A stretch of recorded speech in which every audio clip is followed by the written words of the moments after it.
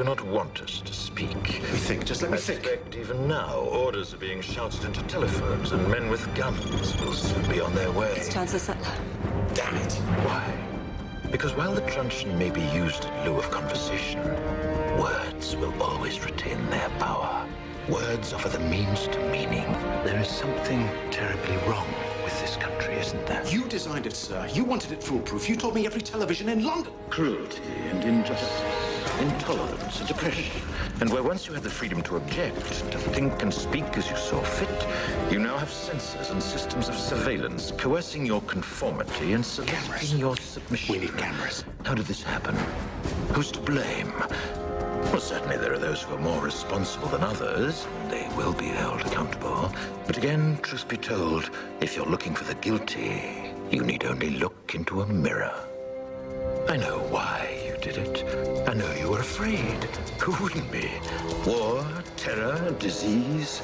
There were a myriad of problems which conspired to corrupt your reason and rob you of your common sense.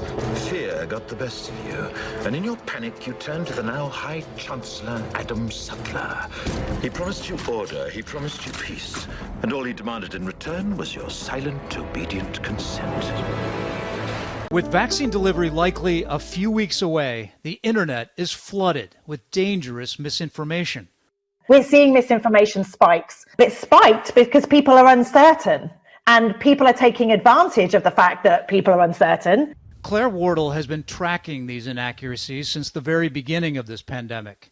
She says these distortions are driven by political and economic motives or conspiracy theories. Certain posts falsely claimed Moderna's COVID-19 vaccine will change people's DNA. So people then take that and go, what, DNA? And then they come up with a false narrative which says it's going to change your DNA. Claims like this are firmly debunked by scientists and have no basis, yet they continue to be shared online, critics say, on platforms like Facebook. Facebook is the largest host to vaccine misinformation among social media. Today, Facebook announcing a campaign to remove COVID vaccine misinformation shared by its users on both Facebook and Instagram. What's changing today is that we will start to remove misinformation about the COVID vaccine that could lead to harm.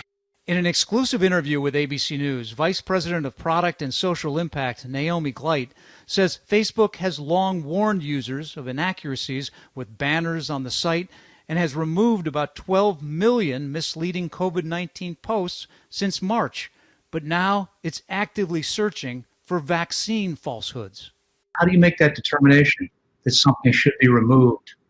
This is a really difficult challenge. We should not be making these decisions ourselves. That is why we are working with these health partners to identify the claims, these harmful claims that should be removed. It's also why we're working with fact checkers to identify misinformation and reduce it. But according to experts, Facebook and Instagram aren't the only home for misinformation.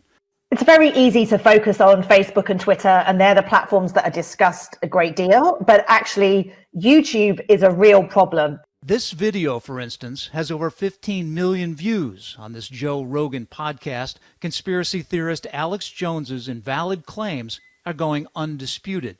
So in this video, you've got Alex Jones. He's on a podcast, and he's talking about vaccines, and he's talking about these concerns about DNA. What he is saying is that this mRNA that is part of the vaccine will somehow be incorporated into the DNA of human cells. But that's just absolutely false. June of this year, a book titled Corona, False Alarm exploded in Germany, became an instant bestseller. It asked a simple question: is COVID panic worse than the disease? The controversial co-author of this book, Corona False Alarm Facts and Figures, joins us now. Award-winning researcher, retired microbiologist, Dr. Sucharit Bhakhadi. Doctor, thank you for getting up early for all of us, for all these policies, lockdowns, social distancing. Which, in your view, has been the most injurious to the public and not suited to the science? The looming vaccination. So the vaccination, on the issue of the vaccination, we'll get to that in a moment, but on the social distancing and the masks, just focusing on that for a moment, which of those two in your research and your work has been the most displaced? Both. Both have. Not at all backed up by the science. Zero science. So why are they pushing this if zero science? I mean, they'll show videos of people coughing through masks and without masks, and it's terrifying people here in the country. This is something that we, and when I say we, it's hundreds and thousands of people are standing up to say, please, all of you, sit down and think about this, read up on this, and then make up your own mind. Don't believe things that people are telling you.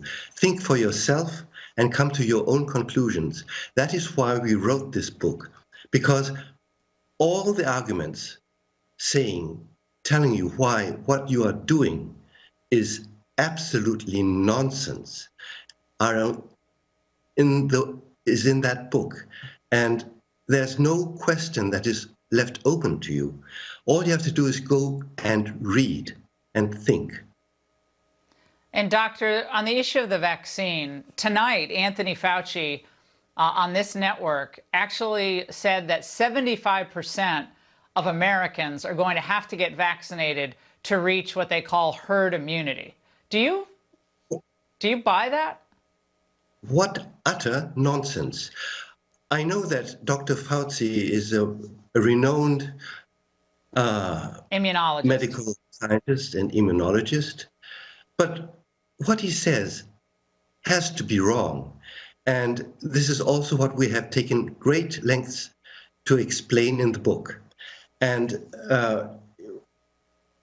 why, someone who says this has not the slightest inkling of the basics of immunology. And this is very, very surprising for someone of Dr. Fauci's standing. And I would dare to defy him anywhere in the world at any time. But I cannot do this in 2 minutes. Well, so you believe that the COVID vaccine is not necessary? I think it's downright dangerous. And I warn you, if you go along these lines, you are going to go to your doom. And it's so unnecessary. Today, the federal government outlined its coronavirus vaccination plan, an effort expected to last through 2021. And for anyone who thinks that sounds slow, KPIX5's Wilson Walker shows us trying to move too fast has caused problems before. The world needs a vaccine right now, and all of us would like to see that happen as quickly as possible. But it was not that long ago that the United States was looking for another vaccine, and from that case, a lesson in being patient and getting it right. I'm at an age group I'm at risk, so I am a vaccine taker. Now retired on the North Coast, Dr. James Tillotson was an infectious disease specialist in 1976 when H1N1, or the swine flu, broke out at Fort Dix, New Jersey. More than 200 soldiers were infected, one died, and fearing a nationwide pandemic, President Gerald Ford decided on a full-scale response. To offer every American the opportunity to be inoculated. As with anything, you need some caution, and that caution was sort of thrown to the wind. The vaccine was created and injected into 25% of Americans in just 10 months.